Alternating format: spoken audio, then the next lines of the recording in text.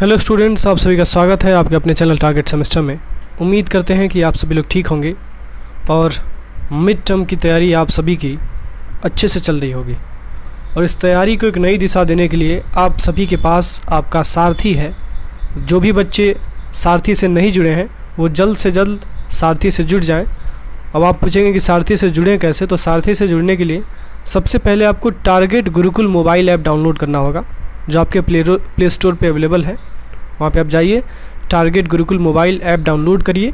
उसके बाद से जब आप मोबाइल ऐप को डाउनलोड करेंगे फिर आपसे कुछ परमिशंस लिए जाएंगे, आपको अकाउंट बनाने के लिए कहा जाएगा। ये सब कुछ कंप्लीट करने के बाद जब आप हमारे ऐप को खोलेंगे तो होम पेज पे ही आपको दिख जाएगा सारथी फॉर बीकॉम सेकेंड सेमेस्टर। आप उस पर क्लिक करेंगे, पेमेंट करेंगे और फिर सारथी आपका हो जाएगा। तो इस प्रकार से आप सारथी से जुड़ सकते हैं और जितनी देरी करेंगे उतनी ही ज़्यादा गलती करेंगे आप लोग। सारथी से जितनी जल्दी आप जुड़ सकते हैं उतनी जल्दी जुड़ जाइए, क्योंकि एग्ज़ाम्स करीब आ रहे हैं, ठीक है। और यदि एग्ज़ाम्स में जुड़ेंगे तो फिर वही तैयारी होगी आपकी आधी अधूरी, और पैसा भी दे देंगे आप और उसका फ़ायदा भी नहीं होगा, आप सभी तक नहीं पहुंच पाएगा। तो स्टूडेंट्स, आज हम डिस्कस करने वाले हैं आपके अकाउंटिंग के सेकंड चैप्टर के विषय में, फाइनेंशियल अकाउंटिंग के सेकंड चैप्टर के विषय में। जैसा कि आप सभी को पता होगा कि पहला चैप्टर जो था आपका nature and scope of accounting, उसको हमने डिटेल में कवर कर लिया है। आज हम डिस्कस करेंगे दूसरा चैप्टर, इसका नाम है accounting concept, conventions and principles. उसमें सबसे पहले हम देखेंगे जनरली एक्सेप्टेड अकाउंटिंग प्रिंसिपल्स क्या होते हैं। पिछली बार एंड टर्म में सेकेंड सेमेस्टर के एग्ज़ाम में गैप का फुल फॉर्म पूछा गया था। गैप यानी GAAP, तो इसका फुल फॉर्म क्या होता है आपको याद रखना है, जनरली एक्सेप्टेड अकाउंटिंग प्रिंसिपल्स। क्या है full form? Generally accepted accounting principles. अब कुछ बच्चे कहेंगे ये तो इतना आसान है, इसको आप इतना बार रिपीट क्यों करा रहे हैं। हो सकता है आपको आसान लग रहा हो, लेकिन बहुत सारे ऐसे बच्चे हैं जिनके लिए चीज़ें आसान ना हो, या फिर आपको आसान तो लग रहा है इस समय, लेकिन आप एग्ज़ाम में जाएंगे तो जब आप मल्टीपल ऑप्शंस देखेंगे और ऑप्शंस बड़ा क्लोजली रिलेटेड होंगे तो आप वहाँ पे कंफ्यूज हो जाएंगे, फिर आप हमको दोष देंगे। इसलिए हम आपको दोबारा रिवाइज करवाते रहें। तो चलिए समझते हैं सबसे पहले जनरली एक्सेप्टेड अकाउंटिंग प्रिंसिपल होता क्या है। तो to ensure uniformity in accounting procedures and methods, certain accounting principles have been accepted by the accountants all over the world. यानी जो अकाउंटिंग किया जा रहा है वो अकाउंटिंग सभी लोग एक तरीके से करें, अकाउंटिंग में यूनिफॉर्मिटी हो, एकता हो। जैसे आप अकाउंटिंग कर रहे हैं वैसे हम भी अकाउंटिंग कर रहे हैं, वैसे ही सारे लोग अकाउंटिंग कर रहे हैं। तो ऐसे क्या होगा, आपका अकाउंटिंग करने का एक स्टैंडर्ड बन जाएगा, एक स्पेसिफिक प्रोसीजर बन जाएगा। और उसके लिए हमारे पूरे विश्व के जो अकाउंटेंट्स हैं उन्होंने कुछ अकाउंटिंग प्रिंसिपल्स को एक्सेप्ट किया है, और जिन अकाउंटिंग प्रिंसिपल्स के बेसिस पे पूरे विश्व के अकाउंटेंट्स अपनी अकाउंटिंग करते हैं, this accounting principles are said to be generally accepted accounting principles. इन्हीं अकाउंटिंग प्रिंसिपल्स को हम जनरली एक्सेप्टेड अकाउंटिंग प्रिंसिपल्स कहते हैं। चलिए आगे डिस्कस करते हैं। The rules and guidelines used in preparing accounting reports are termed as generally accepted accounting principles. यानी जो रूल्स और जो गाइडलाइंस हम यूज़ करते हैं अकाउंटिंग को करते समय, अपने फाइनेंशियल स्टेटमेंट्स को बनाते समय, उसको हम जनरली एक्सेप्टेड अकाउंटिंग प्रिंसिपल कहते हैं। बस इतना आप समझिए कि जो प्रिंसिपल्स हम लोग अकाउंटिंग करते समय यूज़ करते हैं उसी को हम जनरली एक्सेप्टेड अकाउंटिंग प्रिंसिपल्स के नाम से जानते हैं। अब इन प्रिंसिपल्स को कभी कभी कंसेप्ट्स और कन्वेंशन भी कहा जाता है। तो यहाँ पे अगली लाइन लिखी गई है, this principles are also referred to as concepts and conventions. यानी इंसान एक है, नाम अनेक है, टॉपिक एक है, नाम अनेक है। टॉपिक है अकाउंटिंग प्रिंसिपल्स, लेकिन इसके नाम अलग अलग दे दिए गए हैं। कुछ लोग इसको अकाउंटिंग कंसेप्ट्स कहते हैं, कुछ लोग इसको अकाउंटिंग प्रिंसिपल्स कहते हैं, और कुछ लोग इसको अकाउंटिंग कन्वेंशंस कहते हैं। तो बात एक ही है, ठीक है। चलिए अब हमको कितने टोटल प्रिंसिपल्स देखने हैं, तो आपको 13 अकाउंटिंग प्रिंसिपल्स देखने हैं। ध्यान से देख लीजिएगा, और ये आपने क्लास 11th में पढ़ा भी होगा। जो भी यूपी बोर्ड या CBSE बोर्ड के स्टूडेंट्स होंगे उन सभी लोगों ने, जिन्होंने भी कॉमर्स लिया होगा क्लास 11th में, उन्होंने पढ़ा होगा। तो एक बार आप लोग गो थ्रू कर सकते हैं स्क्रीन से। देयर आर 14 अकाउंटिंग प्रिंसिपल्स, 14, लेकिन इसमें 13 दिया गया है। एक और अकाउंटिंग प्रिंसिपल है जिसका डिस्कशन हम अगले स्लाइड में करेंगे। चलिए, तो सबसे पहला है बिजनेस एंटिटी कंसेप्ट, याद रखिएगा। The first one accounting concept is business entity concept, the second one is money measurement concept, third one is going concern concept, fourth one is accounting period concept, fifth one is cost concept. अब इस cost concept को हम historical cost concept भी कहते हैं और इसको हम हिस्टोरिकल कॉस्ट प्रिंसिपल भी कहते हैं, ठीक है। अगला है डुअल एस्पेक्ट प्रिंसिपल, इसको हम डुअलिटी प्रिंसिपल भी कहते हैं। अगला है रेवेन्यू रिकग्निशन प्रिंसिपल, इसको हम रियलाइजेशन प्रिंसिपल भी कहते हैं। And the next one is matching principle, and the next one is full disclosure, and then consistency concept, then conservatism concept, then materiality concept, and finally objectivity concept. Objectivity concept को हम verifiability and objectivity concept भी कहते हैं। तो नाम अलग अलग हैं एक ही प्रिंसिपल्स के। बस आपका जब कंसेप्ट क्लियर हो जाएगा तो आपको सारे नाम भी अपने आप याद हो जाएंगे, ठीक है। तो आपको कहाँ फोकस करना है, you have to focus on clearing your concepts. अपने कंसेप्ट्स को क्लियर रखिए, बाकी सब कुछ आपके हाथ में हो जाएगा, ठीक है स्टूडेंट्स। तो चलिए आगे डिस्कस करते हैं। सबसे पहला है बिजनेस एंटिटी कंसेप्ट। एक बार आप लोग देख लेंगे, स्क्रीन से एक बार और रीड कर लेंगे आप लोग, ताकि आपके 13 के 13 जो प्रिंसिपल्स यहाँ पे दिए गए हैं, एक अभी बच गया है, एक नहीं आ पाया है स्लाइड में। ये 13 प्रिंसिपल्स आप लोग देख लीजिए, पहले एक बार रीड कर लीजिए, और जो लोग नोट डाउन कर रहे हैं वो लोग जल्दी से नोट भी कर लें इसको। देखिए, पढ़ाई में केवल लेक्चर्स देखना सफिशेंट नहीं है, लेक्चर्स को में जो आपको पढ़ाया जाए उसको नोट करना भी बेहद इंपॉर्टेंट होता है। क्यों, आप लोग सोच रहे होंगे, तो इसका एक साइंटिफिक रीज़न है। जब हम केवल लेक्चर सुन रहे होते हैं ना, तो हमारा केवल 2 ऑर्गन काम कर रहा होता है, हमारी आँख और हमारा कान। लेकिन जब हम लिख रहे होते हैं तो हमारा 3 ऑर्गन काम कर रहा होता है, हमारा हाथ, हमारा आँख और हमारा कान, और ये तीनों अच्छे से कोऑर्डिनेट कर रहे होते हैं। इससे हमारी पढ़ाई की जो इफ़ेक्टिवनेस होती है और जो एफिशिएंसी होती है वो काफ़ी ज़्यादा बढ़ जाती है। तो आप लोग इस बात को समझें, अगर संभव हो तो आप लिख के पढ़ें तो आपके लिए बहुत अच्छा होगा, ठीक है स्टूडेंट्स। चलिए, सबसे पहला है बिजनेस एंटिटी कंसेप्ट। क्या नाम है इसका, business entity concept. What do you mean by business entity concept. Business entity concept का एक और नाम है, आप लोग लिख लीजिएगा, सेपरेट एंटिटी कंसेप्ट। क्या नाम है, सेपरेट एंटिटी कंसेप्ट। यहाँ पे अच्छे से लिख नहीं पा रहे हैं हम स्क्रीन पे,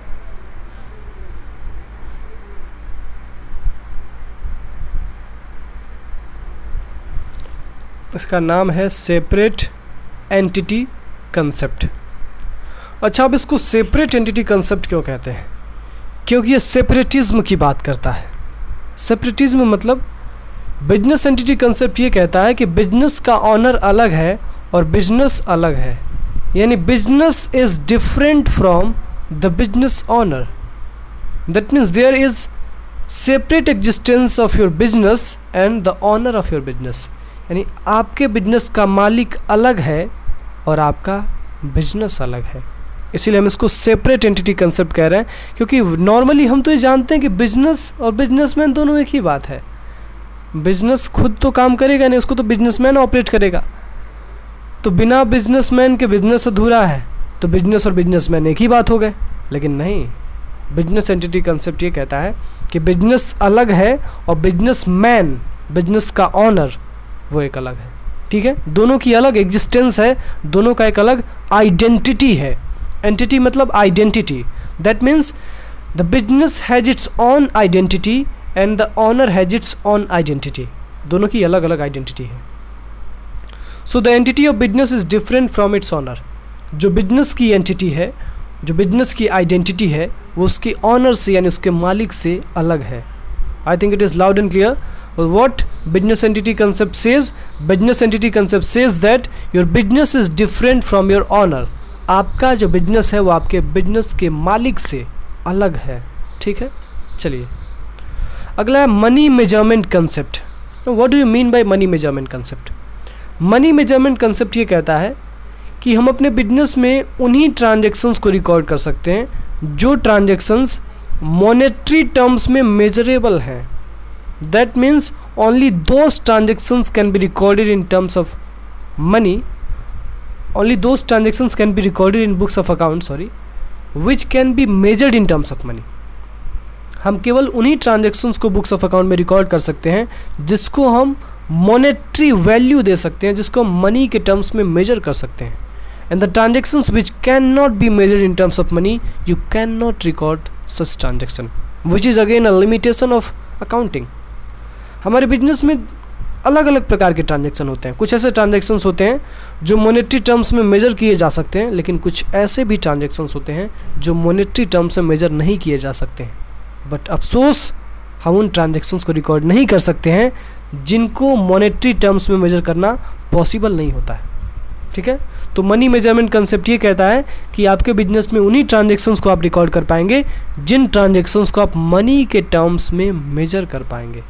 That means the transactions which cannot be measured in terms of money, you cannot record such transactions in books of account. Clear है?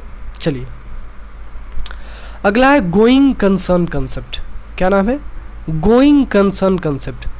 गोइंग कंसर्न कंसेप्ट में हम ये अज्यूम करते हैं कि हमारा बिजनेस लंबे समय तक चलेगा. So in going concern concept we assume that the business will survive for a longer period of time.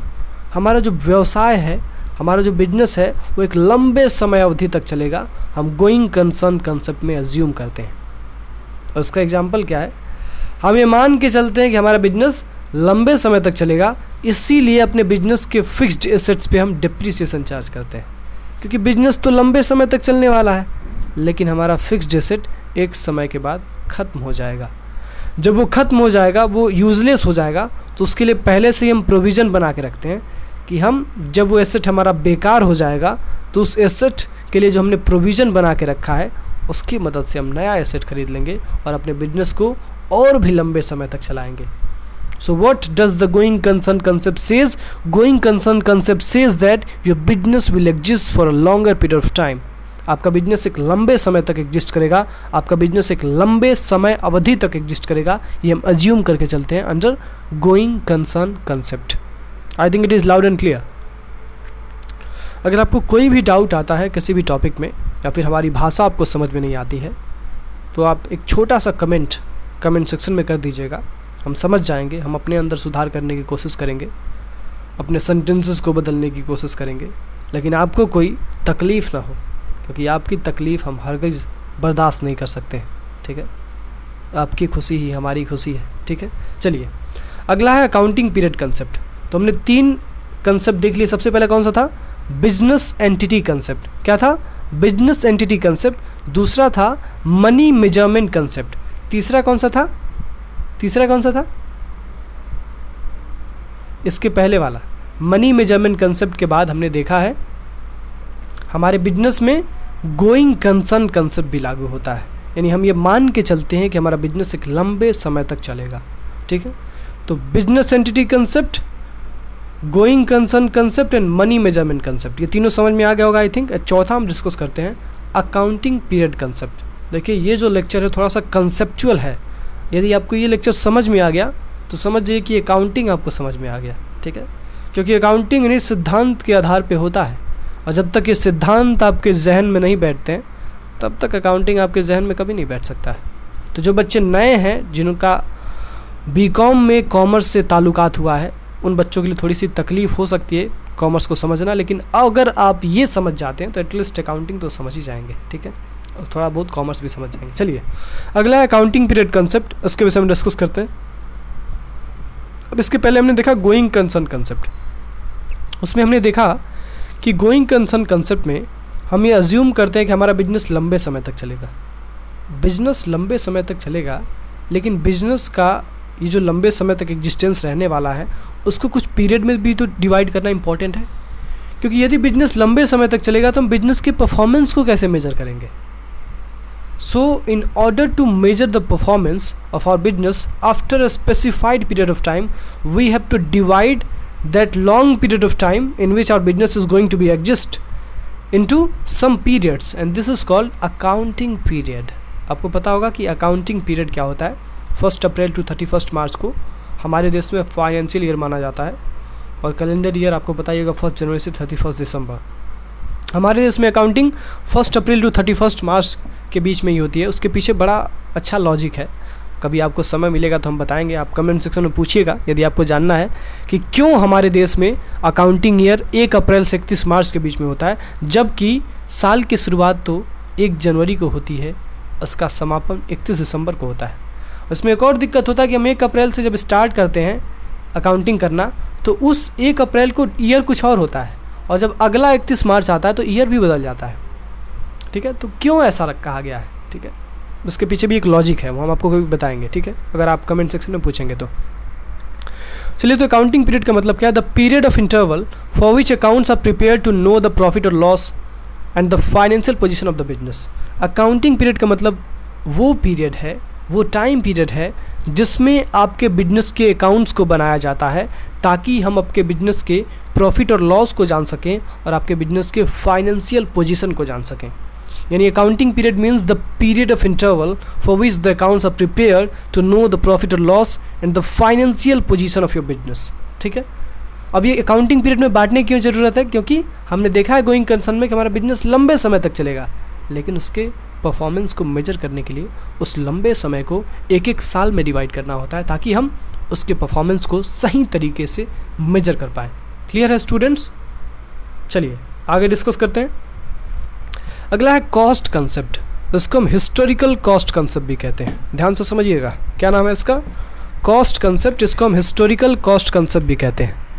अब एग्जैक्टली कॉस्ट कंसेप्ट होता क्या ये समझ लेते हैं। कॉस्ट कंसेप्ट ये कहता है कि आपने जिस एसेट को जिस मॉनेटरी वैल्यू पे, जिस प्राइस पे एक्वायर किया है, उस एसेट को एग्जैक्टली आपको उसी प्राइस पे शो करना है। ये क्या कहता है? हिस्टोरिकल कॉस्ट कंसेप्ट ये कहता है कि आपने जिस एसेट को जिस प्राइस पे एक्वायर किया है उसी प्राइस पे आपको उसको दिखाना है, जबकि ये गलत है। हमने लिमिटेशन में देखा था कि अकाउंटिंग हिस्टोरिकल कॉस्ट बेसिस पे किया जाता है, यानी जो सामान जिस समय ख़रीदा गया है उस समय उसकी जो वैल्यू थी उसी वैल्यू को हम कंटिन्यूसली रिकॉर्ड करते हैं, जबकि गलत है। तो फिर करते क्यों हैं? उसके पीछे भी लॉजिक है, अभी हम बताएंगे आपको। पहले समझ लेते हैं हिस्टोरिकल कॉस्ट कंसेप्ट, इसको रीड कर लेते हैं। The concept of cost is historical in nature, that is historical cost concept which has been paid on the date of acquisition and does not change year after year. थोड़ा सा इसमें language complex है, बस आप इतना समझिए। Historical cost concept ये कहता है कि आपने जो ट्रांजेक्शन जिस वैल्यू में किया है उसी वैल्यू में आपको हमेशा दिखाना है। जैसे आज से 10 साल पहले आपने एक मशीन ख़रीदा, जब आपने उस मशीन को ख़रीदा था उस समय उस मशीन की वैल्यू 12 लाख रुपए थी, लेकिन आज भी आप उसको 12 लाख रुपए पे ही रिकॉर्ड कर रहे हैं, तो ये गलत है ना? गलत है ना? ये बिल्कुल गलत है। जबकि हमको क्या करना चाहिए कि उस मशीन की वैल्यू को सब्सिक्वेंटली कम करना चाहिए। ठीक है, डिप्रिसिएशन हम लोग चार्ज करते हैं। आप लोग सोचेंगे कि भाई डिप्रिसिएशन तो चार्ज करते हैं मशीन पे, लेकिन बुक वैल्यू जो होती है उस एसेट की वो आप मार्केट वैल्यू दिखाते हैं। बुक वैल्यू जो होती है उस एसेट की वो हमेशा 12 लाख ही दिखाई जाती है। ठीक है, चलिए, I think it is loud and clear. तो हिस्टोरिकल कॉस्ट कंसेप्ट ये कहता है कि जिस एसेट को जिस प्राइस पे एक्वायर किया गया है, जिस मॉनेटरी वैल्यू पे एक्वायर किया गया है, उस एसेट को over the period of time उसी प्राइस पे दिखाया जाएगा, उसी प्राइस पे शो किया जाएगा। अगला है डुअल एस्पेक्ट कंसेप्ट, इसको हम डुअलिटी प्रिंसिपल भी कहते हैं। देखिए, डुअल नेम बहुत सारे प्रिंसिपल्स का है। जैसे अभी हमने इसके पहले अकाउंटिंग पीरियड कंसेप्ट देखा, उसका डुअल नेम नहीं था, लेकिन हिस्टोरिकल कॉस्ट कंसेप्ट का कॉस्ट कंसेप्ट ये इसका दूसरा नाम था। तो जो अलग अलग नाम है वो बहुत इंपॉर्टेंट है। जब आप एंड टर्म में जाएंगे तो वहाँ पे क्वेश्चंस यहीं से बनेंगे, उतने ज़्यादा कंसेप्चुअल क्वेश्चन नहीं बनते हैं। ठीक है, क्वेश्चंस यहीं से बनते हैं क्योंकि एग्जामिनर्स को भी उतना फुर्सत कहाँ है कि वो एक एक क्वेश्चन सोच के समझ के बनाएं। सब लोग आराम करना चाहते हैं। तो आप लोग भी इन जो माइनर चीज़ें हैं, जो माइनर पॉइंट्स हैं, उस पर ध्यान दें तो आप अच्छा स्कोर कर सकते हैं। तो अगला है dual aspect concept. Dual aspect concept क्या होता है? डुअल एस्पेक्ट कंसेप्ट ये कहता है कि कोई भी ट्रांजैक्शन यदि आपके बिजनेस में हो रहा है तो उसके दो प्रभाव होते हैं, उसका दो रूप होता है। वो ट्रांजैक्शन दो चीज़ों को प्रभावित करता है। So every transaction has two aspect. Transaction का मतलब ये होता है लेन देन, यानी कुछ लेना है तो बदले में कुछ देना भी है। ठीक है, अदरवाइज मत दीजिएगा। अगर आपको कुछ लेना है तो बदले में कुछ देना भी है। ट्रांजैक्शन का मतलब यही है, यानी इसमें दो दो एस्पेक्ट है। कुछ आप ले रहे हैं तो आपको कुछ देना भी पड़ रहा है। So every transaction has two aspect receiving aspect and giving aspect, for every debit there is a corresponding credit. बहुत इंपॉर्टेंट लाइन है, ये प्रोफेशनल एग्जाम से भी पूछा जाता है कि डुअल एस्पेक्ट कंसेप्ट को ये कौन सा स्टेटमेंट अच्छे से डिफाइन करता है। तो ये जो स्टेटमेंट है, for every debit there is corresponding credit, ये डुअल एस्पेक्ट कंसेप्ट और डबल एंट्री सिस्टम इन दोनों को अच्छे से डिफाइन करता है, ये इकलौता लाइन। तो क्या समझना है हमको डुअल एस्पेक्ट कंसेप्ट से? डुअल एस्पेक्ट कंसेप्ट ये कहता है कि हमारे ट्रांजैक्शन का डुअल एस्पेक्ट होता है, दो प्रभाव होता है, दोहरा रूप होता है। अगर कोई भी ट्रांजैक्शन हो रहा है तो उसमें दो चीज़ों पे प्रभाव पड़ता है। यदि आपको कुछ मिल रहा है तो आपको कुछ देना भी पड़ता है, ठीक है। For every debit there is corresponding credit, clear है। चलिए आगे डिस्कस करते हैं रेवेन्यू रिकॉग्निशन कंसेप्ट। क्या नाम है इसका? Revenue recognition concept. इसको हम रियलाइजेशन कंसेप्ट भी कहते हैं। देखिए यहाँ पे फिर एक और नाम आ गया इसका। रेवेन्यू रिकॉग्निशन कंसेप्ट को रियलाइजेशन कंसेप्ट भी कहा जाता है। अब ये क्या कहता है? Revenue recognition concept states that revenue is earned और recognized at the point of sale, यानी जब आपने कोई सामान बेच दिया है तो आपका रेवेन्यू रिकॉग्नाइज हो जाता है। अब आप सोच रहे होंगे रेवेन्यू क्या होता है यार? रेवेन्यू मतलब पैसा जो आपको गुड्स एंड सर्विसेज को सेल करने पे मिलता है। So revenue means the amount of money which is receive from selling goods and services. अब इसमें कभी कभी ऐसा भी हो सकता है कि आपने सामान तो बेच दिया लेकिन पैसा अभी नहीं मिला, वो बाद में मिलने वाला है। तो क्या हम उसको रिकॉर्ड नहीं करेंगे? बेशक रिकॉर्ड करेंगे, क्योंकि रेवेन्यू रिकॉग्निशन कंसेप्ट कहता है कि रेवेन्यू आपका तब रिकॉग्नाइज हो जाता है जब आपके गुड्स बिक जाते हैं या फिर बेच दिए जाते हैं। रेवेन्यू का कैश से कोई संबंध नहीं है। रेवेन्यू रिकॉग्निशन कंसेप्ट ये कहता है कि आपने यदि सामान बेच दिया है तो बेच दिया है, आपको उस सामान का इनकम रिकॉर्ड कर लेना है। आपको ये मान लेना है कि आपने जब सामान बेचा तो आपको पैसा मिल गया, भले मिला नहीं है, कैश रिसीव नहीं हुआ है, लेकिन आपको मान लेना है कि हमको इनकम जनरेट हो गया है। भले कैश नहीं मिला लेकिन कैश मिल जाएगा। तो revenue recognition concept says that revenue is earned और recognized at the point of sale. जब आप सामान बेचे हैं उसी समय आपकी रेवेन्यू रिकॉग्नाइज हो गई है, आपकी रेवेन्यू जनरेट हो गई है। For example, sales is recorded when the goods are sold on cash और credit. Rent receivable for the current year is recorded even if it is not received. ठीक है, इसमें कहा गया है कि गुड्स जैसे ही बेच दिए जाते हैं, बेचने के बाद हो सकता है कि कैश रिसीव हो या फिर ये भी हो सकता है कि उधार में हम सामान बेच दें। तो it does not matter that आपने सामान बेचा तो कैश में बेचा कि उधार में बेचा, आपने सामान बेचा, इट मैटर्स। ठीक है, और आपने जिस भी वैल्यू का सामान बेचा उस वैल्यू को अपने बुक्स ऑफ अकाउंट में आपको रिकॉर्ड कर लेना है। क्या करना है? जिस वैल्यू का सामान आपने बेचा उस वैल्यू को अपने बुक्स ऑफ अकाउंट में आपको रिकॉर्ड कर लेना है according to revenue recognition concept. Clear है स्टूडेंट्स? चलिए आगे डिस्कस करते हैं principle number 8, that is matching concept. Matching concept क्या होता है? तो मैचिंग कंसेप्ट में हमको मैच करना है, मिलाना है। किसको मिलाना है? नहीं, लड़की लड़का को नहीं मिलाना है बाबू, ठीक है। हमको मिलाना है इनकम को और एक्सपेंसेस को। किसको मिलाना है? इनकम को और एक्सपेंसेस को।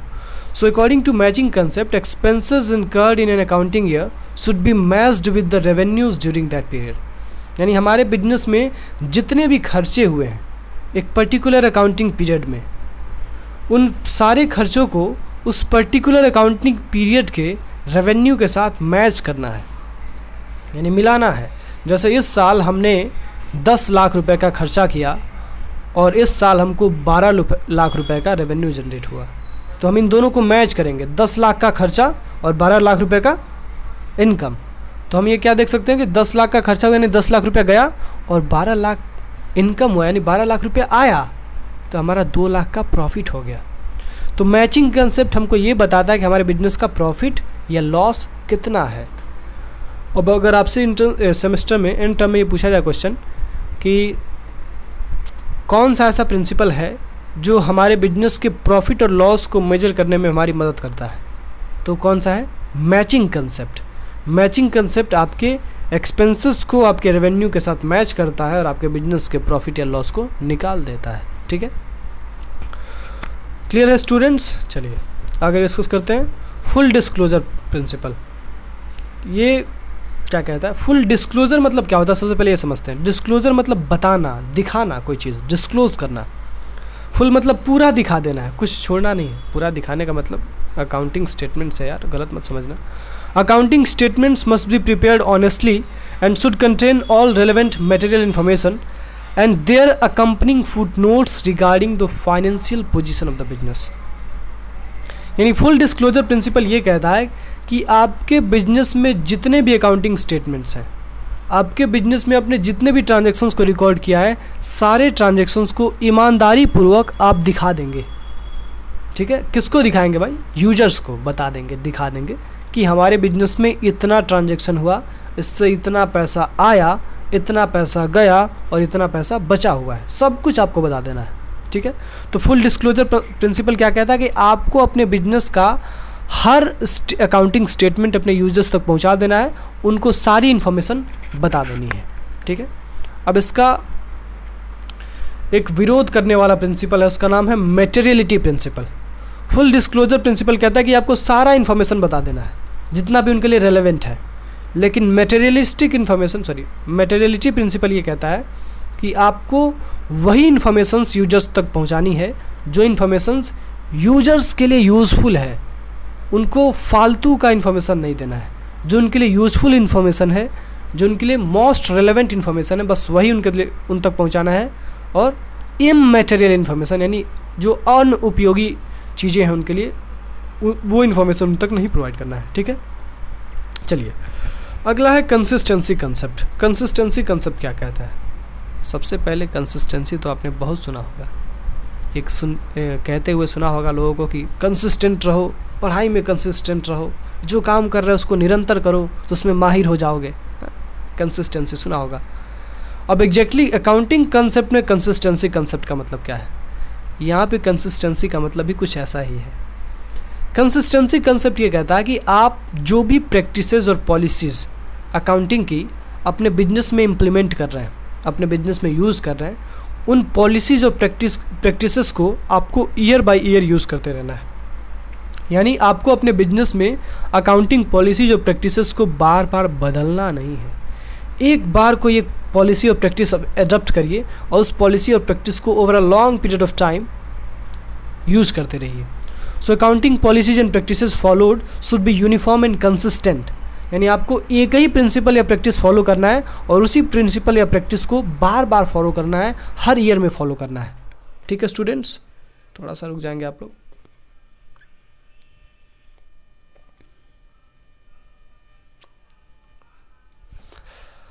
आगे डिस्कस कर लेते हैं थोड़ा सा हम लोग। कंसिस्टेंसी के बाद है कंजर्वेटिज्म या प्रूडेंस कंसेप्ट। कंजर्वेटिज्म का मतलब क्या होता है? कंजर्वेटिज्म का मतलब होता है किसी चीज़ से अपने आप को सुरक्षित करना, कंजर्व करना, संरक्षित करना। दूसरा इसका नाम है प्रूडेंस कंसेप्ट। प्रूडेंस का मतलब होता है बुद्धिमता, बुद्धिमानी। अच्छा, एक छोटा सा एग्जांपल हम आपको दे रहे हैं, देखते हैं आप लोग कितने बुद्धिमान हैं। आपके पास दो सिचुएशंस आने वाले हैं फ्यूचर में। एक सिचुएशन ये है कि आप फ्यूचर में आज से 5 साल बाद बहुत ज़्यादा पैसा कमाने वाले हैं, और दूसरा सिचुएशन ये है कि आप बहुत ज़्यादा पैसा बर्बाद करने वाले हैं। तो आप किस चीज़ को लेके ज़्यादा खुश होंगे? पैसा आप बर्बाद करने वाले हैं उसके लिए ज़्यादा खुश होंगे, या फिर दुखी होंगे, या फिर जो पैसा आप कमाने वाले हैं उसके लिए ज़्यादा सुखी होंगे? समझ रहे हैं? आज से 5 साल बाद आपको कुछ मिलने वाला है बहुत अच्छा, और एट द सेम टाइम कुछ बुरा भी मिलने वाला है। तो क्या आप जो अच्छा मिलने वाला है उसके लिए हमेशा खुश रहेंगे, या फिर जो बुरा मिलने वाला है उसके लिए सोचेंगे, उसके लिए विचारेंगे और उसके लिए कुछ ना कुछ व्यवस्था करेंगे कि जो बुरा मिलने वाला है वो किसी भी प्रकार से टल जाए, ना मिले हमको? अगर आप केवल अच्छा के बारे में सोचेंगे, that means you are not a prudent person, आप बुद्धिमान व्यक्ति नहीं हैं। क्योंकि जो अच्छा मिलने वाला है वो मिलेगा तो अच्छी बात है, नहीं भी मिलेगा तो भी कोई बात नहीं है, लेकिन जो बुरा मिलने वाला है उसके लिए हमको सबसे पहले अपने आप को तैयार करना होगा। तो उसी प्रकार से आपका कंजर्वेटिज्म या प्रूडेंस कंसेप्ट भी यही कहता है कि आपके बिजनेस में जो भी प्रॉफिट संभावित हैं, जो भी एंटीसिपेटेड प्रॉफिट्स हैं, उनको आप देख के खुश मत होइए। ठीक है, आपको अपने बिजनेस में होने वाले लॉसेस को देख के दुखी होना है, और उसके लिए दुखी होना है मतलब रोना नहीं है, उसके लिए प्रोविजंस बनाने हैं, उसके लिए आप अपने आप को तैयार करना है।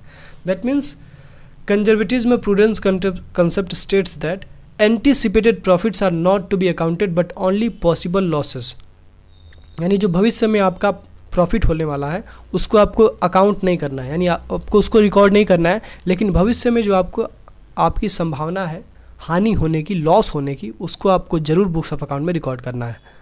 So this is the policy of playing safe. क्या गजब का लाइन लिखा गया है। ये एक ऐसी नीति है जिसमें हम सुरक्षित रूप से खेलते हैं, सुरक्षित रूप से बिजनेस करते हैं, यानी हमारे बिजनेस में जो भी अनहोनी होने वाली है भविष्य में, उसके लिए हम अपने आप को आज से ही तैयार करते हैं। For example, inventory is valued at cost और market price whichever is lower. जो आपका इन्वेंट्री है वो कॉस्ट या मार्केट प्राइस दोनों पे मेज़र किया जाता है, लेकिन जो सबसे कम होता है उसी को लेके चला जाता है। यानी कॉस्ट प्राइस यदि आपके इन्वेंट्री की कम होगी तो उसको लिया जाएगा, या फिर मार्केट प्राइस यदि कम होगी तो उसको लिया जाएगा।